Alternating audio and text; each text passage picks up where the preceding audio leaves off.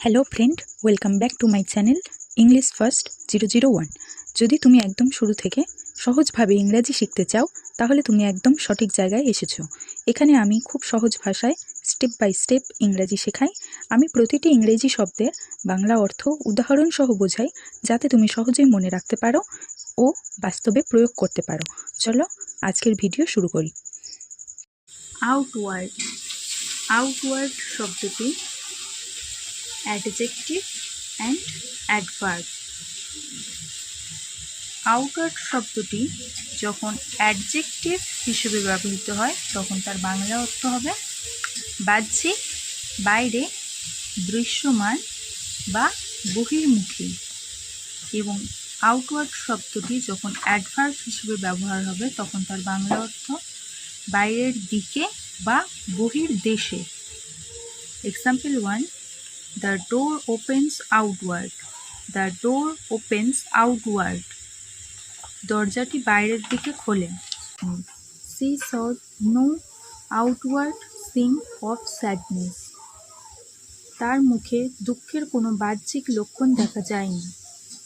Third example, an outward journey.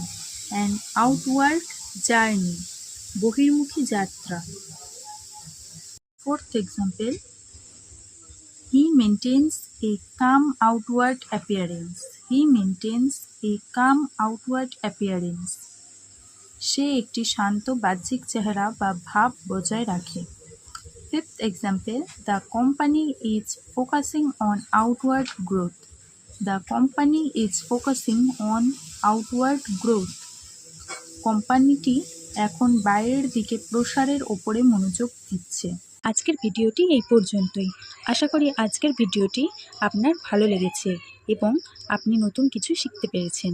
যদি ভিডিওটি আপনার কাজে লেগে থাকে তাহলে প্লিজ একটি লাইক করুন, কারণ আপনার একটি লাইক আমাকে পরবর্তী ভিডিও তৈরির জন্য অনেক উৎসাহ দেয়। আর আজকের ভিডিওটি নিয়ে যদি কোনো প্রশ্ন থেকে থাকে বা পরে কোন বিষয়ের ওপরে আপনি ভিডিও দেখতে চান তা অবশ্যই কমেন্ট করে জানান। আমি প্রতিটি কমেন্ট পড়ার চেষ্টা করি। আপনার সেই সব বন্ধুদের সাথে ভিডিওটি শেয়ার করুন যারা ইংরাজি শিখতে চায়।